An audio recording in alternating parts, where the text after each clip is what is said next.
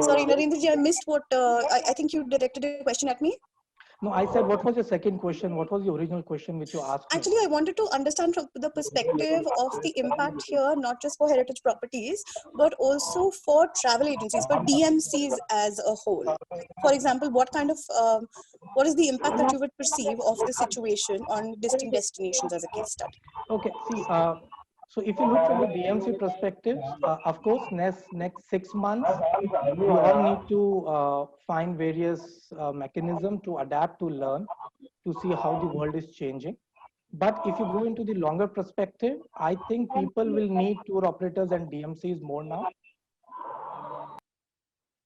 I think someone need to mute their voice. I think the going forward, people will rely more on tour operators and DMCs. When we spoke to all our tour partners, they all said that there is an undercurrent wherein people want to travel. They are not canceling anything from September onwards. Even if you look into the various advisories, so like I was reading the German advisory today, they've only announced as of now no travel till mid of June. So that means no one is canceling for September. Everybody is trying to see how the after COVID impact comes and what new trends comes for travel, how hotels can adapt. See, the biggest challenge which we all DMC will face is that the travel business in India still relies on the unstructured segment, which is 35% of the entire business, which is like when you go to the monuments, you find hawkers there. When you go for jeep safaris or you go for elephant safaris or any other activities.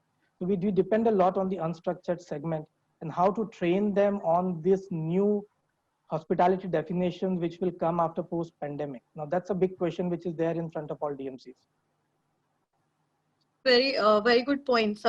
In fact, I like your optimistic view of, of again thinking 6 months, because yes, 2 to 3 years to think of. But again, so you're saying write it out, stay hopeful. That's a good message to go. There is another trending topic in travel related webinars and conversations and strategy meetings that are happening all over India right now. I'd like to invite Mr. Rahul Khandelwal from MMT to jump in here and address this. I think the two of you, both Narendraji and Rahulji, I think the two of you will be very relevant here, because I'd like to hear both the diverse viewpoints. Everyone is beginning to look at domestic tourism as the path for survival of tourism, at least in Rajasthan. Do you agree and or disagree? Because inbound travel has very clearly been a massive phenomenon for this state, and especially for heritage hotels, privately owned. So now, with the shift towards domestic tourism, how relevant is that? Thanks, Kalanika, and good afternoon, everyone. Thanks again for giving this opportunity to share my thoughts. Am I audible? Yes, sir, you are. Yes, you are. So coming to your question, see, we all understand that tourism is like the backbone of some of the states like Rajasthan. If I'm correct, I think the contribution to the state GDP is excess of 20% in Rajasthan. And the associated industries like construction, handicraft, everything is so integratedly working as an ecosystem that the impact of tourism not getting revived in the next few quarters will be very, very immense. And therefore, the view that we have internally is definitely that domestic tourism will see a rebound. Inbound tourism, which is about people coming to India for holidays, would definitely be very, very minimal. Also, people traveling out of India for their international holidays will be close to, if I would say, close to zero, at least for the next couple of quarters, because there is a fear mindset as well, which prevails currently in the country. And that is where I definitely see a silver lining for properties which are managed by families like some of them who are participants here. Because, you know, they have certain unique strengths on which they can definitely play. And if I were to just think about them, I think one is slightly being away from the city center. The second is that they have limited number of keys in each of these properties. Second, I think the positioning that they have is very, very different, because people are not coming here just for a holiday or a leisure weekend. They are actually coming here for a cultural immersion of sorts. So they want an experience wherein they can really enjoy luxury along with some experience of history, getting a flavor of how the royals live. And that is what actually drives them.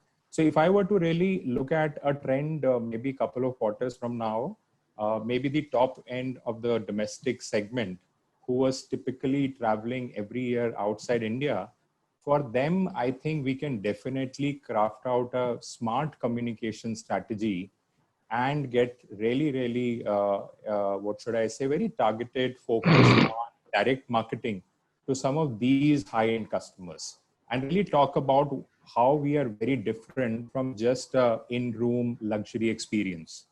Because there are so many facets to these properties, which I don't know whether many people are aware of. I joined Make My Trip last year, and some of the properties, when I had to join this conversation, I had to really look up. And I manage so many of these properties with my team, but still there are so many heritage properties that one is not aware of. And maybe this is a good time to really bring awareness of the larger audience who will pick up travel once the lockdown relaxations kick in.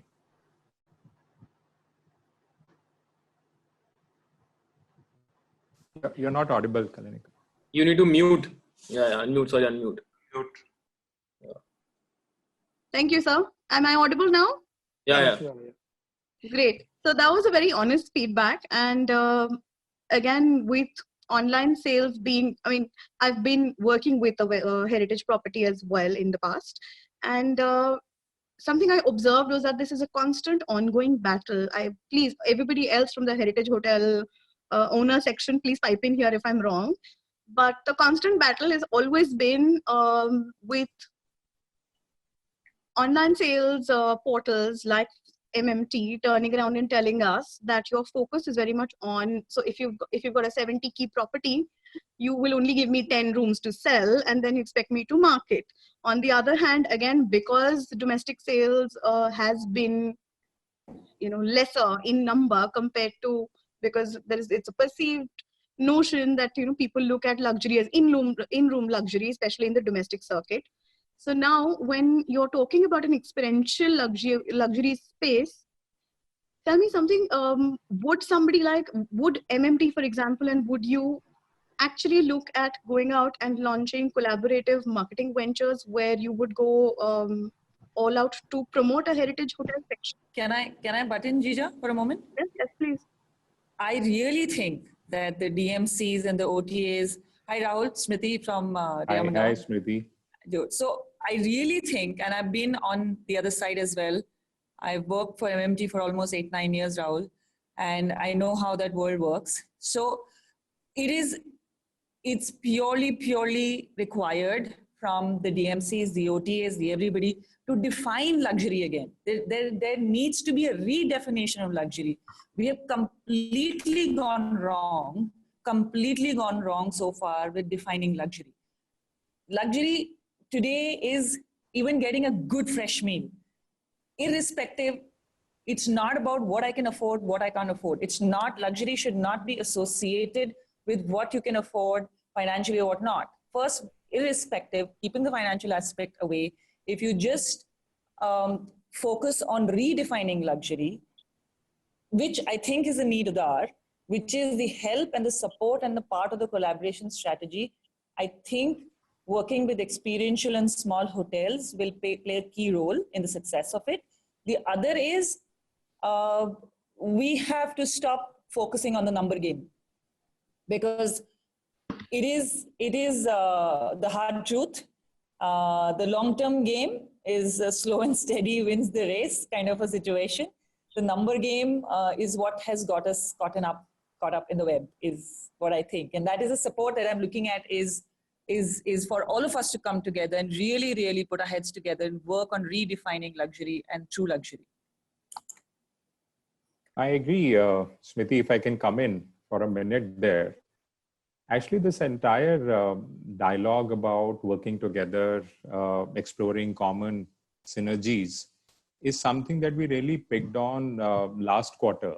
So in fact, I requested one of my team members to reach out to this office. If I'm correct, there is an Indian Heritage Association office in Jaipur. So I chanced upon this website wherein I could see 200 plus heritage properties.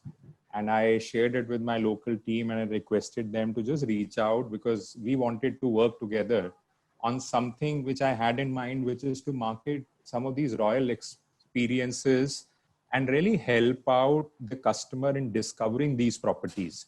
Because today, if you go to our platforms also, whether it be any of the properties that belongs to people out here in the frame or other heritage properties, it's very difficult to discover them.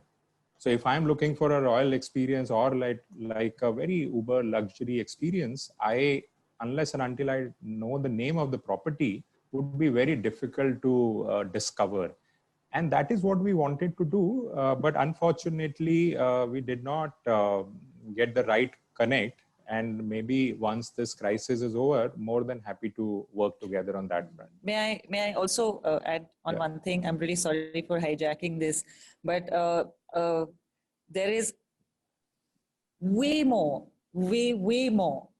to our culture and heritage than royalty. That is something that needs to be understood, lived. I invite you, please come and stay with us. Live it to really understand that it's not, royalty is not what is all that her heritage hotels or heritage hotels are. And I would be very happy to give you a very in-depth experience to see that. Sure. Smriti, by the way, my mother is from Jhunjhunu, so pretty much familiar with Rajasthan. Lovely. Can I add something to this, Rahul and Smriti? Absolutely, please do. From Please the DMC perspective. See, what Smriti said is absolutely correct because luxury is a very broad term. What is luxury for me might not be a luxury for you or for anyone else. Now, even in the DMC space or with the tour operators, the definitions of luxuries are changing. Luxury is becoming more about that experience which create that wow factor. Unfortunately, the notion in India is that luxury is equivalent to the price of the room. It's not. Luxury is equivalent to the atmosphere, to the charm which you see with that property where you are staying. And what Smriti said is absolutely correct. It's not about royalty. It's always about that culture and heritage which people come to see. Now, when we talk about domestic, I think we all are jumping on it. We all have to understand that domestic was always there in India. Every year domestic moves. We have weekend movement in Jaipur, in Agra, in Udaipur, in all major cities which are there. We have seasonalities during festivals where inbound find it difficult to get the rooms. So it's not that domestic is something new. Of course, the question here is what will happen to that segment of people who are looking for holidays abroad. Now, can we cater that segment? That's a question. And will they look for heritage properties or they look for boutique properties? That's also a question. Now, the entire marketing wheel need to be redesigned around this segment because rest segment was anyways traveling. And they have their own choice of travel. I think no one is touching this point that going forward, family travel might be an interesting subject with the mixed segment Indians because they want to travel with their families. And can all properties look into various options of curating experiences which can cater all generation or all age segments? That can be one of the points to discuss. Great, thank you so much. Well, diverse ideas on redefining luxury. So to divert that right back, am I audible to everyone? Yeah. Right. Mr. Khanna, I'm going to address this one to you since everyone's giving their viewpoints on redefining luxury. Now, in the current scenario, there is, for a heritage hotel, it isn't just about the traveler looking for a holiday. It's about experiences. That's something that we've woken up to very, very long ago. And experiences are where events and curators like you come in. What, according to you, is the new normal going to be? What defines a luxury destination wedding in today's times of social distancing? So how are you and your industry going to redefine luxury, and where do heritage hotels stand in that space? Hi everyone, I'm Rituraj from Q Events. So I've been lucky enough. I've been in this wedding business since the past 13 years. And my first destination wedding was in Udaipur only. And I've been closely associated with Rajasthan. I travel about 8 to 10 months a year.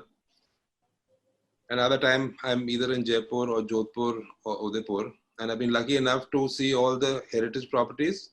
And plus the small hotels, the privately owned hotels. I've been to quite a few and tasted the hospitality. So I'll put it in both the sections. We were talking about holidays first.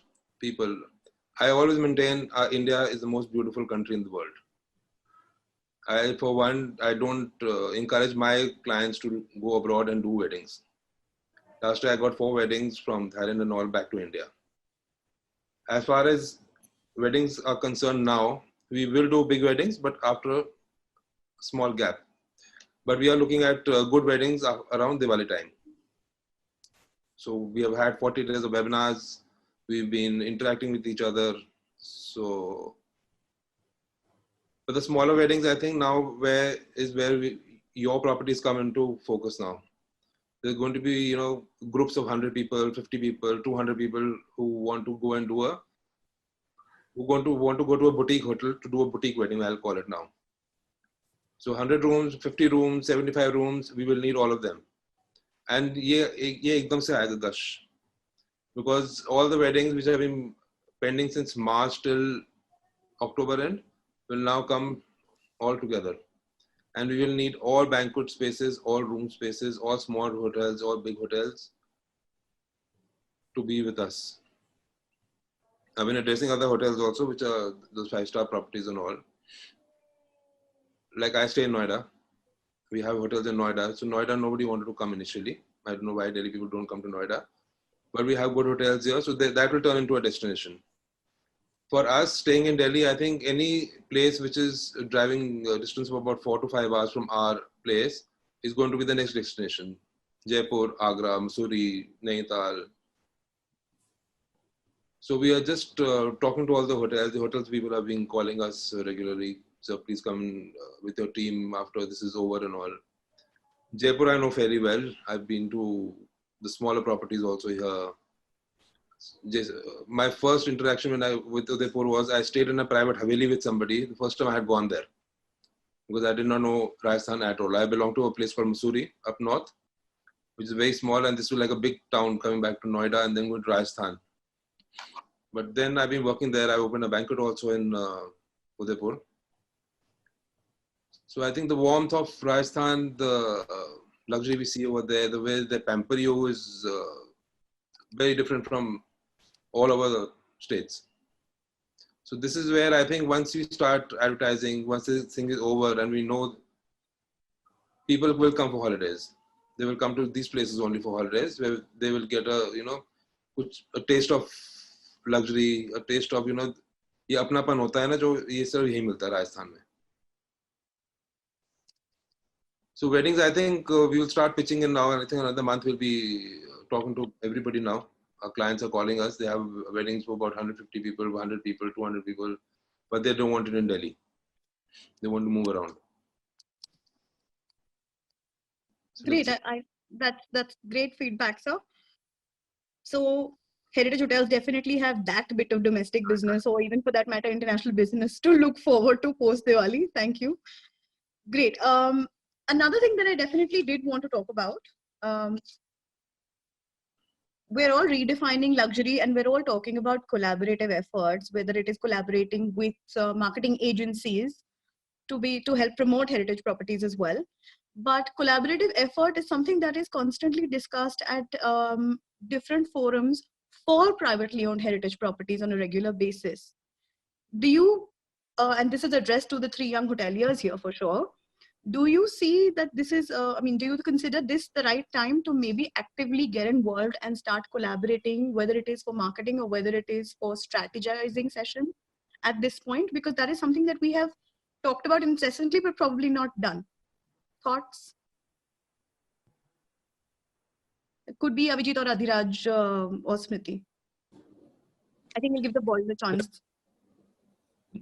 Abhijit, you'll take forward or? If I may before you, Adhiraj, Please do. just a moment. Please do. Just first of all, to address the point, we are going on. I think I've heard the word luxury said about 100 times already on this call. We need to understand that there needs to be a serious shift of narrative here. We aren't all selling luxury. To be honest, very few of us are. Myself included, I am not just selling luxury. What we are selling is an experience. What we are selling is our hospitality, which is why we are unique, which is why we are family-run properties, and which is what sets us apart. Because if you are peddling luxury here, none of us is more luxurious than a Taj Lake Palace, if that is what counts. What we are selling is the personality of our families, which is communicated to our guests through our properties. So that is something, as of course the silver lining in this whole situation is that the domestic market is going to be coming and traveling within India, especially the high-end domestic market, traveling within India in the foreseeable future, at least we would say till Holi, if not longer, depending on how long we take to sort this coronavirus out. What we need to communicate to this domestic traveler is that we are not all mini versions of Umaid Bhawan or the Rambagh or the Lake Palace. But it is all individualistic properties which have their own charm, which have their own story, which have their own history. And proprietors like everyone on this call who make these places come to life, or who give these places soul. That is what needs to be communicated to the high-end domestic traveler. Instead of peddling them a royal experience or a luxurious experience, which of course they have seen the world for the same. Now, as far as collaboration goes, it's easier said than done, especially in a loosely fitted organization. Zoom calls like this, of course, do help, but without a concrete framework and organizing committee, it's difficult to move forward. However, it is important for all of us, as much as we can, to share best practices, to share how we can cost control, to share if we can exchange resources wherever required, for whatever reasons, between fellow properties that don't cannibalize into your own business, ideally. And what the world is creating is isolated journeys. Another idea that has been propagated already in Africa and in Europe, in Switzerland to be particular, is that a group of hotels are getting together and creating a journey among themselves, which keeps the traveler away from the maddening crowds and places they would not like to be in post this pandemic, and travel and experience different kinds of hospitality in different homes and experience the properties that we have to offer. Now, of course, Narendra Bana will back me up on this. These itineraries are dime a dozen, but all of them are sold abroad. None of them are peddled in India, which for the reason that our DMC partners have been skeptical of the Indian customer going behind their back, which the foreign traveler does not.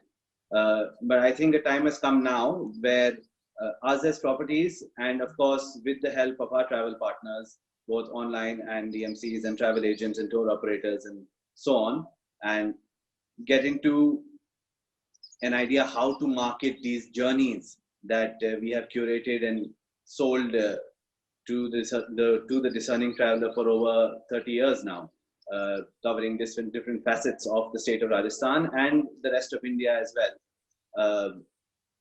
And give them this experience where they don't have to rely on a Google search to do that.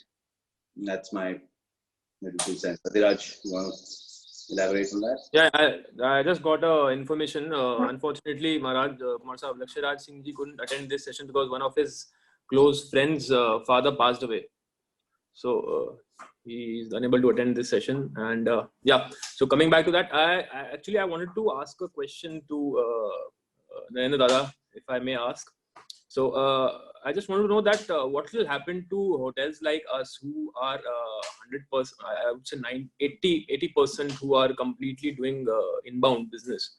So till the lockdown is lifted and post lockdown also, the scenario will not get, the situation will take time to be normal again. So what is your take on that? What do you suggest to hoteliers like us? What should be our module then? I mean, yeah, of course we'll be catering to domestic. Yes, that is there. But what apart from that, what should we do? See, from DMC perspective, of course, from May till December, we can always say that situation will be tight in terms of finally lifting of all COVID circumstances and people can travel freely worldwide. Because it's not only the India which depends on it, it's the entire world's economy depends on travel. It's the airlines, it's the business traveling, and everything is there. See, the scenario will change from January, which is there. And we can see a lot of, it's not that all the queries dried up. We are getting inquiries. We are getting requests from the clients for next year travel. People are booking. A lot of tour operators are coming with a lot of innovative ideas of offers wherein client can book early. See, the most important challenge right now worldwide is the insurance for the travel during the COVID-19 situation. See, one element is that client will travel, but the second element is there are a lot of add-ons which is required along with that travel, and insurance is one of the key elements. And right now, worldwide, there are not many insurance companies available who are giving insurance for the future travel, which covers COVID-19. So that's also one thing which we need to be changed worldwide. Secondly, what Abhijit Bana said about isolated journeys, I think India might not be that segment, but the trend which will come in India will be slow travel. Slow travel means like having more stay puts rather than doing tight itineraries or programs, which will be like staying for 4 nights at a destination, adding 2 nights in Agra, make it a 10 days program, but only covering 3 cities instead of doing 7 cities, which everybody was doing earlier. That's a trend which will come. Also, small groups might increase compared to the big size groups because people will still be hesitant to travel into big groups. I very positively believe that from January onwards, there will be an increase coming in. See, Jan, Feb, March, you'll not see a big increase in the booking because you need to see the booking calendars worldwide. August, September is the booking period for next year for worldwide, which is anyways gone for this year. So people will book for last quarter of 2021. That's what the scenario is. When you speak to all the tour operators, anyone or the hotels or the DMCs, anyone who is able to hold it tight, adapt to the new changing scenarios and definitions which the world expect, and keep the cost under control, will be able to sail through this 6 or 8 months phase.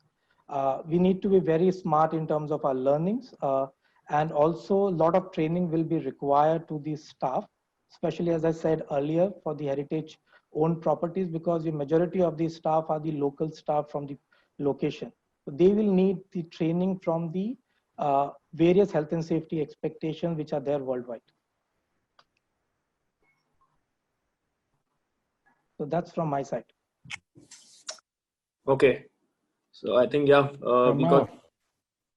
from a OTA perspective, just to share with you the areas that we are focusing on and working with our hotel partners pan India, I think first and foremost is the safety and hygiene.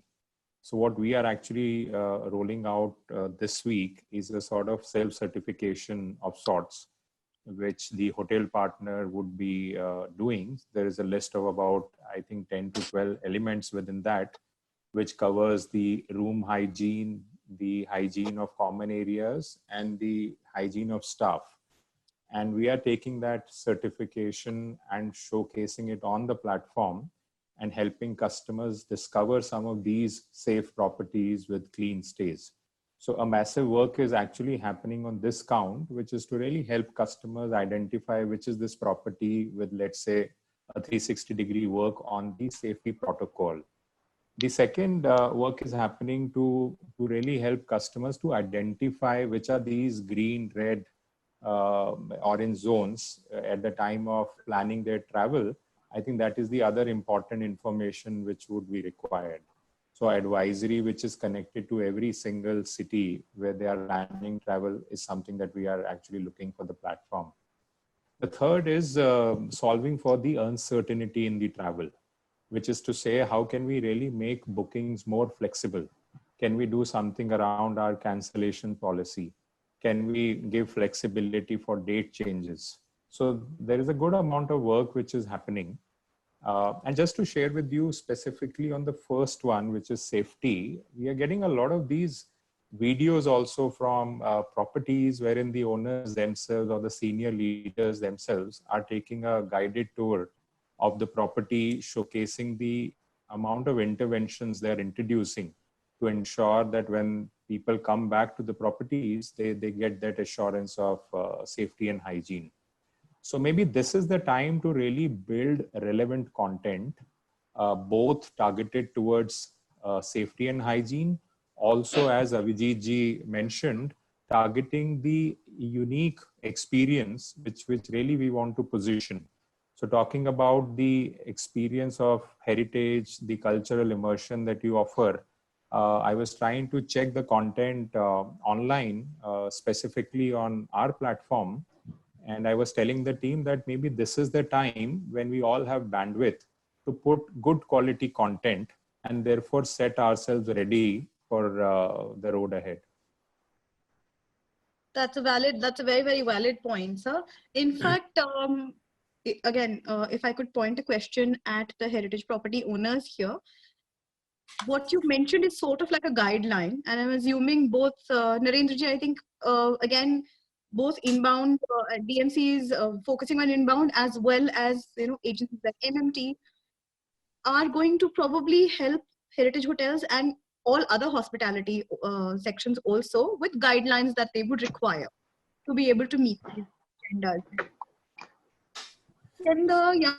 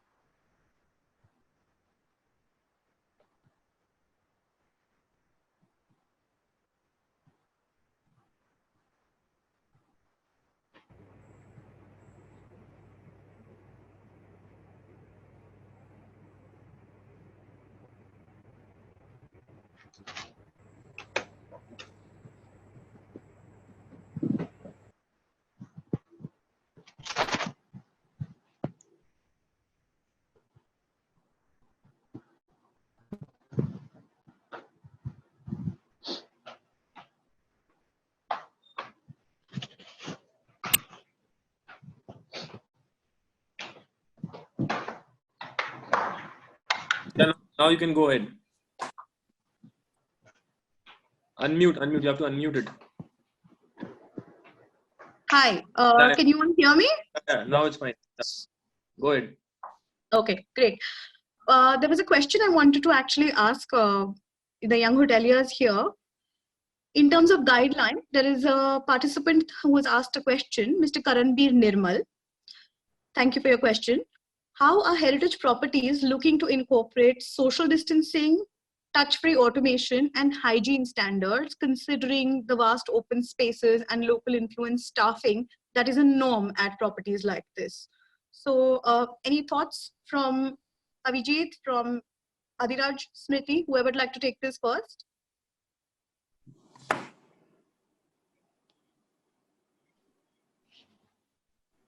Can I ask Smriti to address this one? I'm just trying to see the question again on chat. 1 second. How are heritage properties looking to incorporate social distancing, touch-free? I think, should I answer this if Okay. till the time? Sure. We can start with you, yeah. So I think rather than social distancing, I think we'll see hoteliers having a microbiologist in their hotels. They'll be having laboratories to test the samples of food and the hygiene standards of staff. I think that is more important than concentrating on social distancing. They should concentrate more on keeping the hotel and the staff more hygienic. So that's my suggestion on that. Yes, of course, we need to practice social distancing. We need to have the disinfectant tunnel at the entrance for the guest and one for the staff separately. We'll have to have sanitizers. But then apart from that, the most important thing is to maintain the hygiene of the hotel and the staff. So I think we'll see this microbiologist, a laboratory in each hotel down the line. and I think that will be mandatory from the government also. Yeah. Go ahead, Jija. You had something to say. Yeah. Yeah. I don't know, Smriti, Kalnika you want to put on Jija, it? if you remember when we were kids, there used to be this ad on Doordarshan. वो हाथ धोने वाला आता था ना, हाथ धो, wash your hands before you eat, wash your hands before you do anything. This used to be I don't know, it used to be a campaign Yes. which used to run on Doordarshan. I think Adhiraj, you were a little younger at that time, so you wouldn't know. Yes. But if you really ask me, it is impossible for us humans to remain out of contact for an extended period of time, or that is the way to be. I don't think that is a possibility. I personally don't think it's possible. What we should, in my opinion, I think the good old haath dho, everything should be washed clean again and again, multiple junctures, time of the day, kitchen staff, serving staff. I think the general flu-related precautions have to be the way we live. And we have to live by them. And I don't think there is any complicated solution to that. हाँ हम अभी कहने के लिए बोल देंगे sanitizer रख दिया, ये रख दिया. I don't think that's we have to, like, I feel that we just have to live the way we live in a very hygienic way, the way we used to, from the times where we washed our hands instead of using paper tissue after lunch, from the time where we washed our hands every time we went to the loo, irrespective, like very small things which are our habits of the way we live. The frequency of that should be looked into and very diligently followed. That is the way I feel we can avoid. Of course, cleaning, cleanliness processes, the procedures, the checks, all of that is very, very critical. And we need to be extra cautious about these things and not just let them go by. But if I may add to that, more than just that, of course, it is if the virus is coming for you, you cannot escape it. It's come to that stage. No matter how much correct social distancing you do or how much you clean your place, if it is to get in, it will get in, because of course people are carrying it without showing any symptoms for up to 14 days. It's near impossible to completely avoid it. But the idea here is more to create a good impression that you as a property care for all your guests who come in. Yeah. Things like disinfecting their luggage, disinfecting all things that come into the property, all physical purchases that you do before it enters the premises. Of course, having all your staff kitted out in face masks and disposable gloves, and many such other practices like hospital disinfectant on all the floors, at least 4 or 5 times a day, rooms being cleaned in a certain particular manner, and so on and so forth. Also tracking the past travel history of all the guests to check in, and of course taking their temperature when they are at the time of check-in to ensure that they don't have a fever, which I think will be a government norm that will be put in place. But more than anything, it is about making a good impression, and being ahead of the curve on this will definitely help family-run properties like ours, where the implementation is relatively easier because we all are more or less micromanaged by the families who are running them to put these practices in place rather than waiting for the government to give some directorate and then lagging behind on following it up. Being ahead of the curve on this will create a great impression, at least in the short term. By short term, I mean at least in the next 1 year, 1.5 years. And all the movement that we will see coming in this time to the traveler, that this property does care about its guests and care about sanitation as compared to others, which might be a deciding factor in closing a booking, if nothing else. Can I add something to it? Absolutely, please do, sir. Okay, it's a valid point what Smriti and Avijit Bana said, but what I would like to add is, see, all these heritage owners and properties need to understand who their competition will be in next coming months. Will be the branded chain hotels who got a great international presence and who follow all the world-class norms. I think going forward, when we talked about synergy, I think all like-minded owners, they should create synergy and come out with a combined policy which all hotels follows at their own properties, which is one uniform policy at every location. That will give customers more confidence into the heritage properties rather than Jaipur doing something else and Rohit doing something else and Udaipur doing something else. And at the end of the day, it always creates confusion. I think all like-minded property owners can sit, jointly plan it, and put it for everyone. So that what happens is if you look from DMC perspective, all tour operators will get a similar guideline from all key heritage hotels in India. And I think heritage hotels also need to understand, because you guys are not catching up on your strength. And I'll tell you what your strength is. A person who is looking to stay at Dera Mandawa will stay at Dera Mandawa even if you offer them Rajvilas or Rambagh. I have seen it and we face it every day. Person who wants to stay at Rohit will stay at Rohit even you give them Hari Mahal or Umaid Bhawan Palace.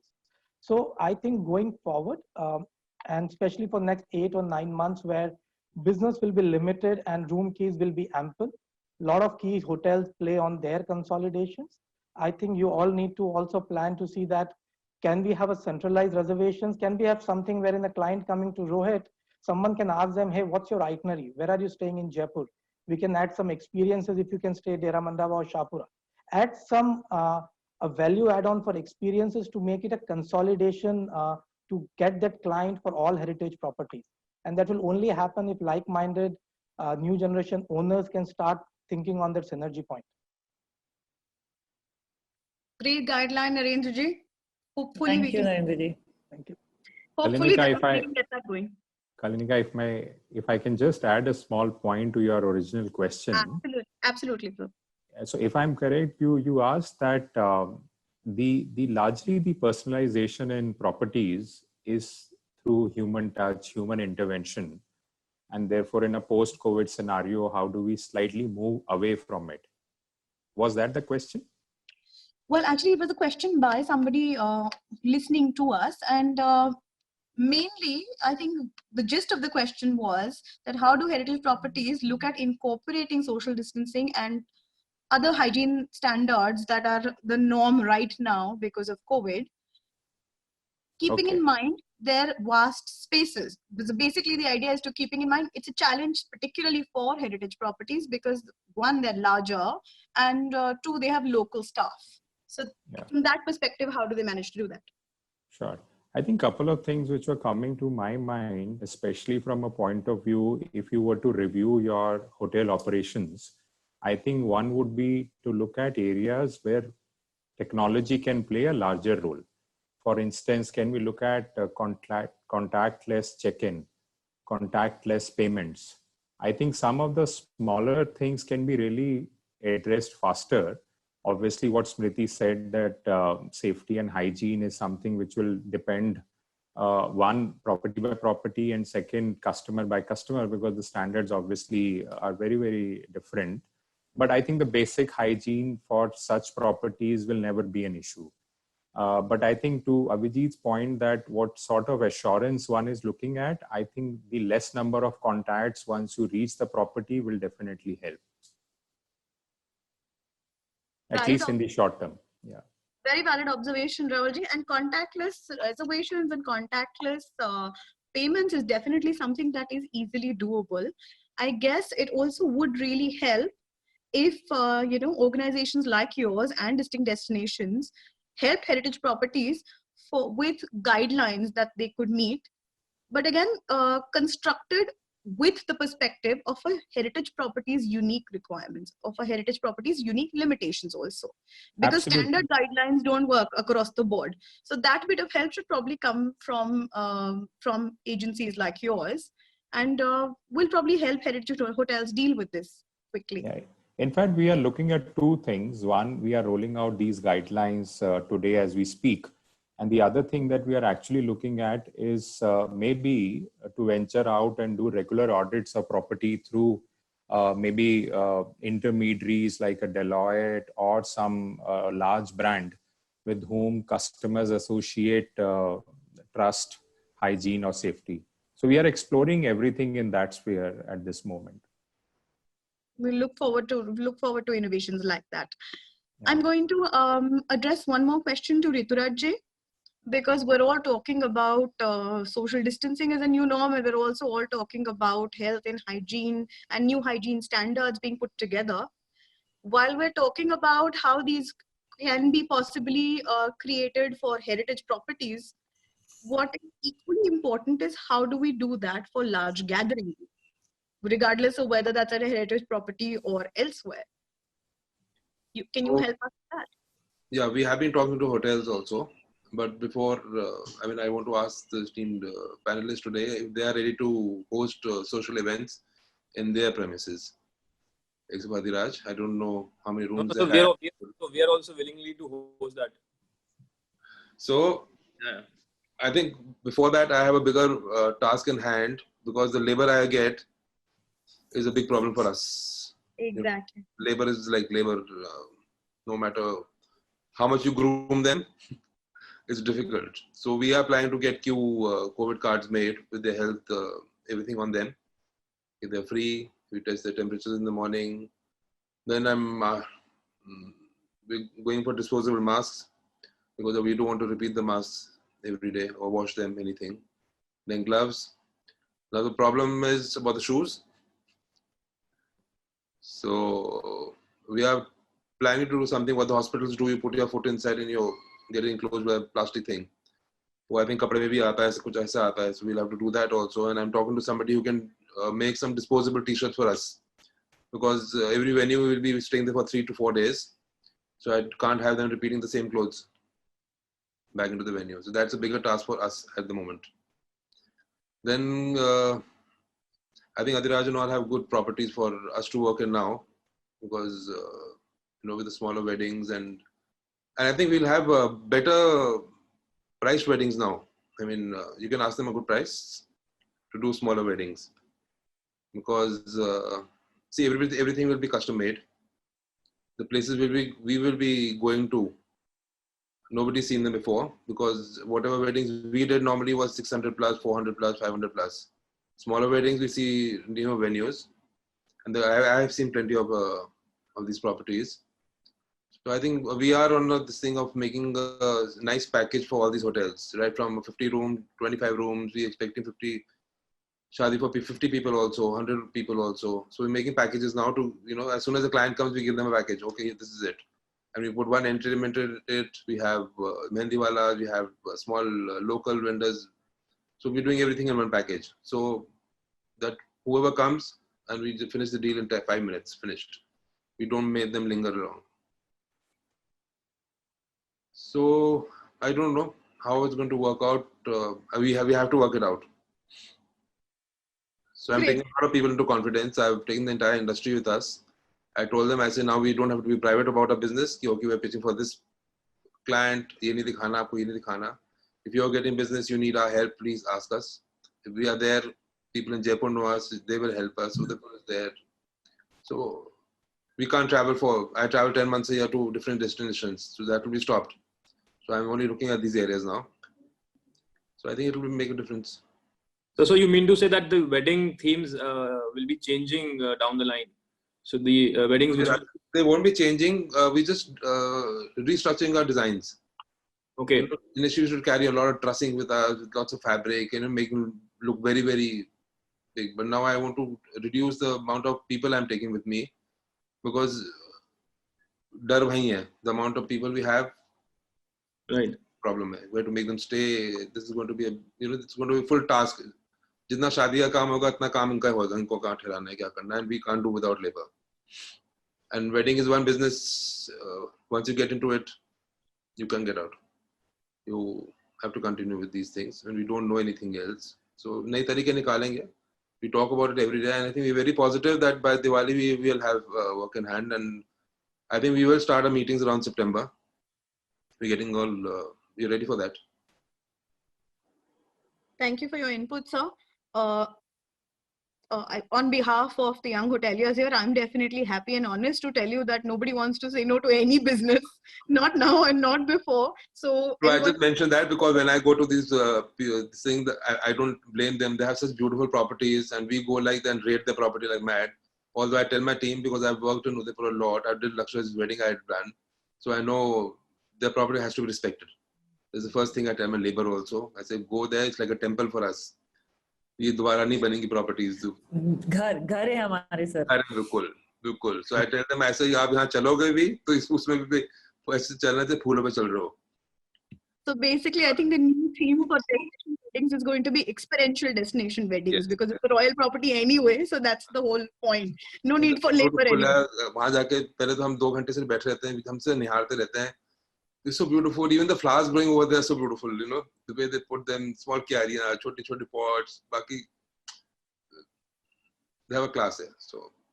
Okay, there's one question which has been asked to Mr. Rahul Khandelwal ji. That it says that as MMT, how do you intend to work on the rate parity as per hotel bar rates without your coupon discounting or others? I think in the post-COVID world, this question will not exist largely because we all, over the last quarters, any which ways, the amount of discounting that we were doing in the market, we had gradually reduced. But as we enter post-COVID and overall, I think the inbound OTAs, largely the other OTAs who operate in India, they are obviously not focused much on domestic to begin with. I think this will not be a challenge which we foresee. But if I were to give you a straight reply to that, I think discounting is not the route that we will take over the next few quarters. Okay. Any other questions we want to take before we wrap this session up? Just one more addition to what Rahulji just said.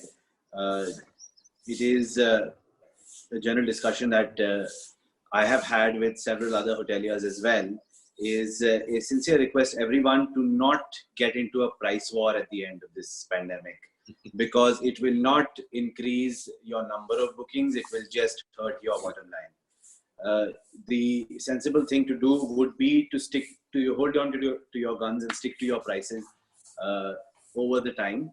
The business is anyway less and it is not price sensitive at the moment. This is something I wanted to add. Because entering a price war will ruin it, not just for your own property, but your entire competitive ecosystem around you. It will be a loss to us, to all the hoteliers itself. That's very correctly said by Avijita, because reducing tariffs is not a long-term strategy. Correct. Yeah. I agree. So we can see collaboration. Happening. I was waiting for Narendra ji to pipe in there, because that's where it comes from. I would like to add to what So we can increase the rates. Yeah. Abhiraj said is, dropping prices, absolutely agree, will not help anyone. A tourist will not travel into India because of low price. Let's be very firm about it. They will look into the country or the hotel from the safety perspective, and then they will decide on their travel plan.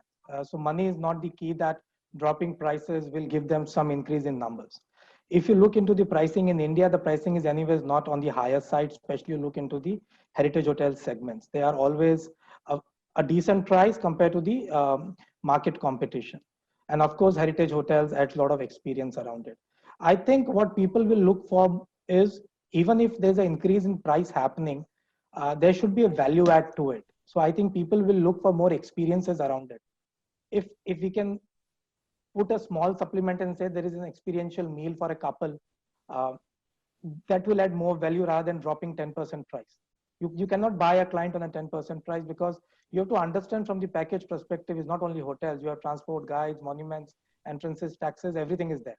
So if you look into the overall package for the client, it hardly make any changes from the price perspective of the hotels. And it should not also be looking at doing better weddings and more expensive weddings.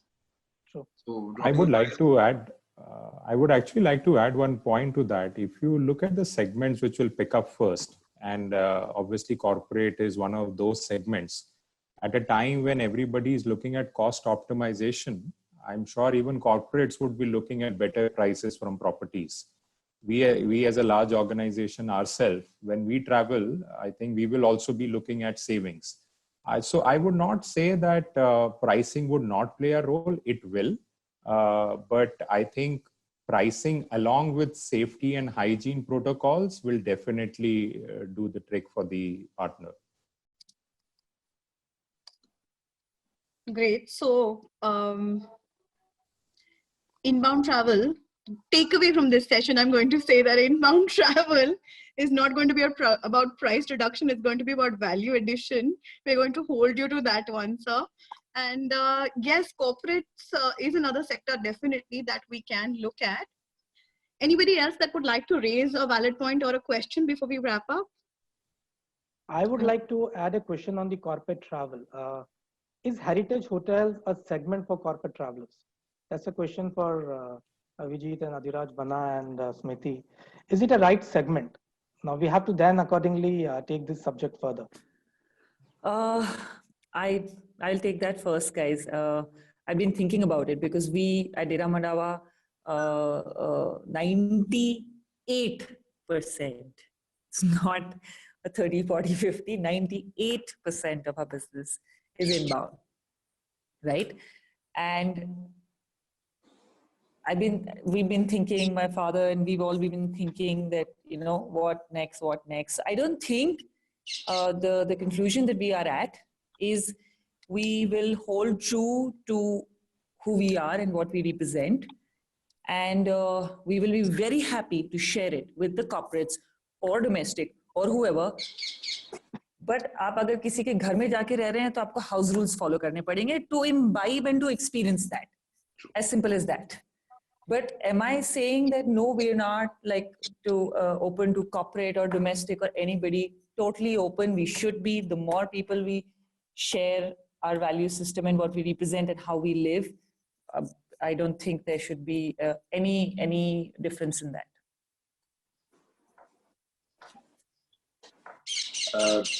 Just to elaborate on that, yes, of course, we also function in about a 90% inbound, compared a little bit less than Mandawa. We do have a 10% domestic, but as far as corporate goes, the only kind of corporate we get are corporate offsites. We don't get business travelers who are here for work. We don't get kind of conferences. The only thing is when they want to take the team for a corporate offsite is the kind of corporate travel we get. And in my opinion, in the foreseeable future, I don't think any company is going to be taking offsites immediately after giving people so much time working from home. So I don't think that would be a viable option for us in the near future. But of course, this would be inversely relative to properties in the city which do have business travelers coming in who want to get back to either their factories or production houses from wherever they are to look at things and how things are. But for properties like ours, which are a little isolated, a little more experiential, more kind of leisure oriented, we don't, I would say, we haven't had a business traveler in years. Second point I would like to raise as far as getting customers back is that it is very important for all of us to keep our loyal customers, especially domestic loyal customers, engaged. It is important to keep writing to them, or if you are on a personal basis with them, to call them regularly so that to ensure that they don't forget about you. And they always, when the thought of a holiday comes back, they do come back to you.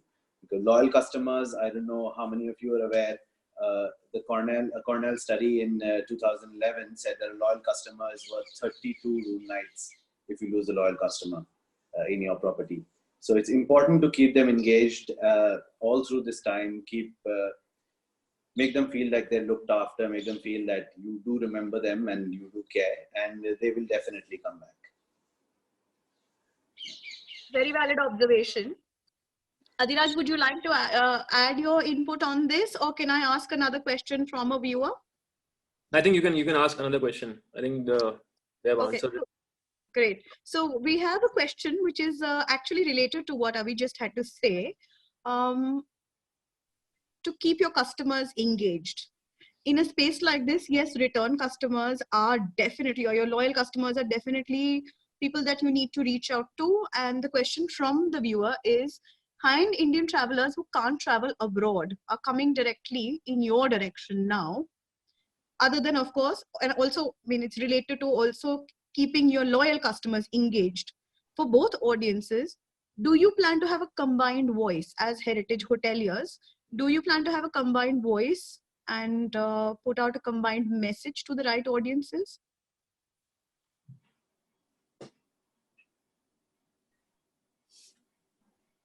Is that clear? Would any of you want to take that?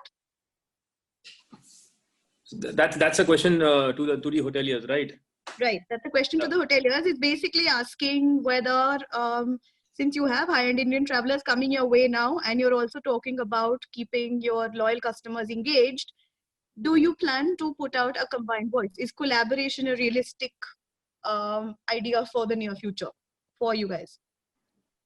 Yes, I think definitely we'll have to collaborate, and we'll have down the years we have been promoting our brand so much. So I think we'll have to take advantage of that. So we need to do the marketing, the digital marketing properly, so that the luxury, the Indian travelers who are wanting to go abroad, but unfortunately due to the situation they're not able to go.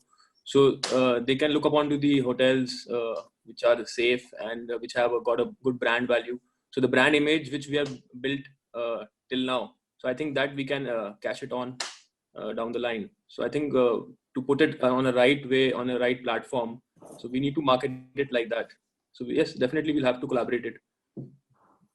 Okay, so can I expand on that question and ask you, realistically speaking, for an exclusive experience like the House of Rohit puts forward, or we've got various properties under our banner kind of experience. So we have something for everybody kind of image that Shahpura Hotels is now providing, to Johar by Dera Mandawa, which is about a completely different, rustic, sustainable experience. What does a possible collaborative message look like for heritage properties? I was just going to ask that actually, Dija, because So I'm I'm a little honest. answer that now. No, I don't know the answer. Honestly speaking, I don't know the answer. I don't know how we can collaborate. Yes, we should collaborate. Collaboration is great, but I don't know. And I'm thinking on top of my head right now is because, as you said, that we all represent, or we all live in different environments and different spaces, and we offer different experiences amongst our own group of small places that we have also. The only and only way is way forward, and which is applicable not only to us, I think, which is sort of a generically speaking, is it's just working with the mindset. Key mindset and understanding of an experience. What is something as simple as that? We keep talking about experiential travel. वो है क्या चीज? वो किसी के ज़हन में बिठाने के लिए हमें काम करना पड़ेगा कि experiential क्या है? Then you choose. But I think we need to come together to just work with our own experiences, with our own products, whatever we offer, whatever we have to share, is really work in some way to something as simple as experience. क्या होता है? How do you feel that experience? It's not something. I think that's the only way. That is, we'll have to figure ways to do that. If you really ask me, I don't know how. Great. Avi, any ideas? Yeah, I 100% agree with Smriti. Of course, it is quite a far-fetched to hope to get a collaborated marketing campaign off the ground. We don't have the manpower or the money to do that. Even it is a bit much to hope for cross-selling between properties because it has been tried numerous times before. It has never worked. All that is being a little too optimistic and a little too unrealistic in the scenario. I think the way to collaborate is internally and to share best practices with each other, like this call, to keep speaking to each other and getting ideas from each other on how to do what we do best. And that is how a narrative shift will happen vis-a-vis family-run properties in the country, and not just kind of individual marketing that people have only heard of the House of Rohit, or people only heard of Shahpura Hotels or Mandawa, or so on and so forth. But people identify family-run properties as an experience away from what they're used to getting in their cookie cutter 5 stars and concrete blocks in the city. So the idea is to just do what we do best, provide the hospitality that we do provide and we are confident of providing without diluting our own product. And by not diluting our own product, our collective image is going to improve across the board. Agreed. Very valid and very honest about the unrealistic bits about this as well. Adira, do you have something to add here? Hello? No, I think that's fine. I think we have answered that. The main thing is the experimenting the tourism, the experiential, what experience we are giving to the tourism, because the luxurious travelers who were going to abroad, and because of this lockdown they are unable to go, so they would want that experience which we can offer with our properties in our the rural areas where we have our properties, so we can offer that experience which they wouldn't get while they were traveling to those countries also. So like that we can collaborate with them, so we can use our resources wisely and we can give that experience in our rural areas. So I'm sure they'll be willingly to stay in our hotels which are in the rural areas. Yeah. Great. Thank you. Narendraji, anything you would like to add? I saw you smiling at that one. Well, what I can add is, see, domestic is a good market to tap in, but for heritage hotels, the best segment out of domestic is the family travel. If all these properties can come out with some unique curated ideas to keep kids engaged at that unit, that can really help DMCs to push forward some new marketing ideas around it.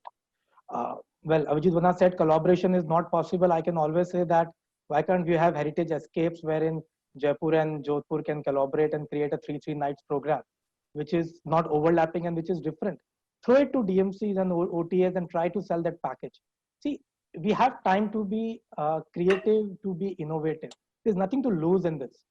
At least we'll learn something out of it. We can create something and we can test the water. Because in today's scenario, no one knows what will click and what will not click. Maybe a small good campaign around a family travel can click, and we might get in domestic inflow coming on weekends around kids, because kids are desperate to go out and travel. So that's also a thing, because you have to see that kids are not able to travel during this off season, which is their school holidays. So kids will travel on weekends, they will travel on long weekends, and there is a lot of opportunity in that segment. And it's not only domestic. We are seeing, like yesterday I was talking to one of the US operator, and they are doing a big marketing campaign around the family travel. And they are investing money into it, which is they want to launch it for next year. And everyone talks about what can be the right experience for various age bracket of kids below 5, kids above 5, teenagers. There's a big bandwidth of experiences which can be designed. Good suggestion there, sir. Anything from MMT on this one? Do we still have Rajiv? I think I quite agree that in the short term, collaborating and maybe pooling in resources may not be that feasible. But what I definitely believe is that if there is a common vision with which everybody is really working, that can really help. And two things to that. I think one is really doing stuff which can build more awareness about these properties. I definitely feel that we can do much more to market these experiences. And some of you really talked about it, the personal touch, the heritage, and the entire cultural immersion that we talked about. How can each of our, let's say, social media handles talk about it in a very, very sharp way? In terms of marketing, what really comes to my mind is targeting the domestic high-end customer. For instance, within our platform also, we have black and double black customers, which is, I think, to the range of 10 lakh plus customer base that we have. Is there an opportunity to really work together and send them very personalized communication, really open up this area of heritage properties for them, where they definitely get a very different experience from the regular hotels? Definitely, yes. And some of the other things that we spoke about, I think corporates is definitely a segment that we should look at. They will start traveling very, very soon. And I think that sense of security and assurance that they I definitely feel that some of these properties stand to gain on that front. Thank you for that, sir. I'm going to quickly ask Mr. Khanna for his inputs on a possible collaborative message that can be sold, maybe like a collaborative package defining destination weddings at heritage properties, and then we'll wrap up. Yes. I do a lot of collaboration everywhere I go. I travel everywhere and I've got collaboration everywhere. And I love to meet people. So collaboration now automatically ho jati hai. We are looking forward as soon as we open up. Our plan of coming to Jaipur is first on our list. With our family wedding planners also, they're also coming with us. Just praying everything goes fine and be able to move around by next month, I think. May end or June, I think we're looking at. In fact, I think we'll have to collaborate with Rituraj ji for the wedding. Yes. Since he has I've told got that a whole lot of people today. I was talking to them. We had a webinar in the morning also. So everybody is ready to come. Yeah. They're taking care of us. And now the gathering will be less, so hotels having. I shared all the links I had got from you all with them, all the properties of everybody's whoever here. So we're looking forward. I said, एक बार हिलना शुरू हो जाए ना, सब कुछ ठीक हो जाएगा. Fabulous. On that very optimistic note, I think we'll wrap up, run way beyond the estimated time. So, yeah, right. There's one last question for Narendra Dada, which is, I think he's already answered it. I'll again repeat it. Do you think the way India has performed in comparison to other countries, do you think inbounds shall voice back soon? From my experience, yes. Because see, if you understand from any overseas tour operator, they always have two segments, a short haul and a long haul. Now, if you look into the entire short haul in Europe, it's completely out now. And everybody is looking into a more reliable long haul destination. India and the subcontinent, which is Nepal, Bhutan, and Sri Lanka, still holds the advantage compared to other destinations. And I'm sure when inbound will revive, India will always get an advantage out of it. We have to also see that China will be out for a couple of years, at least for the inbound business. So that movement might come into Nepal, Bhutan, and India always become a destination for it with the joint itineraries. You know, the best part is, I think we as a tribe are very powerful and we bounce back very fast. So nothing is going to change for more than a month or 2 months. Agreed with you on that one, sir. Any more questions? My only request to all the heritage hotel owners is, see, I know it's a tough scenario. We all are in this together for next 6 months or more. Only thing is, you might have a lot of inputs and ideas and everything, and there will be a lot of ups and downs in terms of plans. But do not lose your core values and USPs, because it took you so many years to build that. It's a situational change for 6 months. It will come back by January. We all are optimistic, tour operators are optimistic, and it's a big industry globally, and it will bounce back. Give a call and tell me. Just hold it tight and keep focusing on your best practices and USPs. Thank you. We will. Long Thank term. you. Whatever we do, we have to do long term. That's a good suggestion. Fabulous. I think that's a good note to wrap up on. Thank you so much. Be in touch, be visible, and we'll be visible throughout India. So, right, sir. Great. So let's all stay connected. Thank you so much again, Shapur Hotel. Thank you everyone for joining us. Thank you. Thank you. Thank you. Thank you, everyone.